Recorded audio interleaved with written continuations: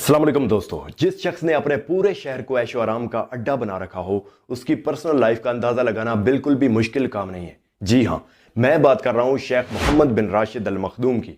उनको दुबई का बादशाह समझा जाता है। दरअसल ये ना सिर्फ दुबई के बादशाह हैं, बल्कि ये पूरे यूनाइटेड अरब अमारात के वाइस प्रेसिडेंट भी हैं।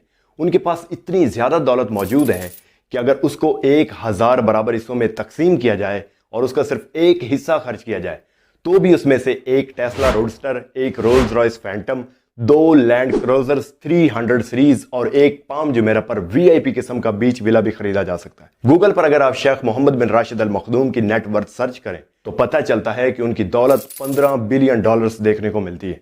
ये तो है एक ऑफिशियल फिगर। एक अंदाजे के मुताबिक दुनिया भर में उनकी तमाम दौलत को अगर एक जगह पे इकट्ठा किया जाए तो वो बनती है लगभग $20 बिलियन। अब $20 बिलियन को पाकिस्तानी पैसों में कन्वर्ट किया जाए तो वो बनते हैं 5 खरब 447 अरब 492 मिलियन रुपए। जरा आप सोचें कि जिसके पास जितनी ज्यादा दौलत मौजूद होगी उसके अखराजात भी तो उतने ही ज्यादा होंगे। अब शेख मोहम्मद बिन राशिद अल मखदूम के कार कलेक्शन को देख लें।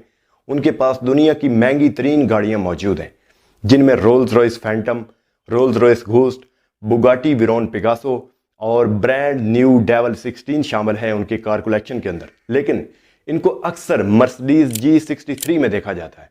सबसे हैरत अंगेज बात यह है कि उनकी सारी गाड़ियों का एक ही नंबर है, दुबई 1। जी हाँ, दुबई 1 नंबर की गाड़ियों को दुबई के रूलर्स के अलावा कोई भी नहीं खरीद सकता। उससे भी बड़ी हैरान कुन बात यह है कि सिर्फ इस नंबर दुबई 1 की कीमत उनकी तमाम गाड़ियों की कीमत से भी ज्यादा है।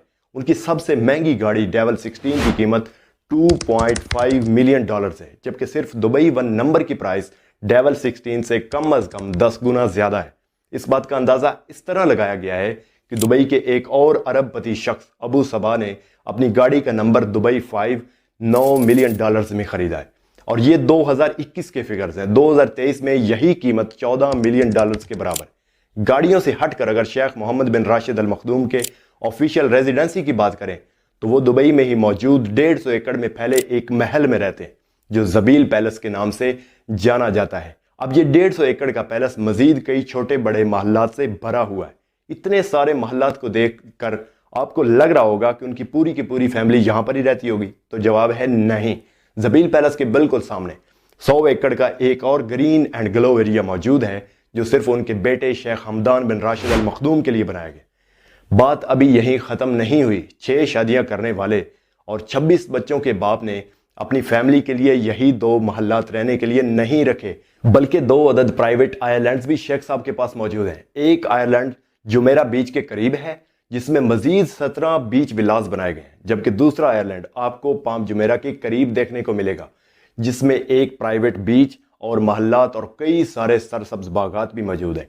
अब इससे भी ज्यादा एंजॉय करने का मन करे अगर शेख साहब का, तो दोनों आइलैंड्स पर प्राइवेट यार्ड्स आखिर किस काम की हैं, और वो भी 1-2 नहीं है बल्कि हर आइलैंड पर 5 से 6 यार्ड्स हर वक्त तैयार खड़ी हैं।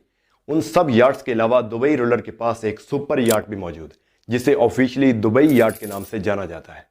3120 करोड़ रुपए या $400 मिलियन में तैयार होने वाली इस यार्ड को दुबई में फ्लोटिंग बुर्ज अल अरब भी कहा जाता है। 513 फीट लंबी और 8 फ्लोर हाइट रखने वाली इस यार्ड में एक डिस्को, एक स्काश बोर्ड और एक स्विमिंग पूल भी मौजूद है। इस यार्ड की सबसे खास बात यह है कि उसमें एक अदद सबमरीन भी इंस्टॉल्ड है। समंदर के किसी भी हिस्से में अगर दिल चाहे कि समंदर की अंदर की दुनिया देखी जाए तो फौरन सबमरीन को समंदर की गहराइयों में भी उतारा जा सकता है। खैर, शेख मोहम्मद बिन राशिद अल मखदूम की दौलत का जाल सिर्फ दुबई में ही नहीं है, बल्कि द गार्डियन अखबार की एक रिपोर्ट के मुताबिक दुबई रूलर्स की प्रॉपर्टी की बहुत बड़ी अंपायर लंदन और स्कॉटलैंड में भी मौजूद है। एक अंदाजा के मुताबिक पूरे बरतानिया में 1 लाख एकड़ जमीन दुबई के रूलर्स की मलकियत है।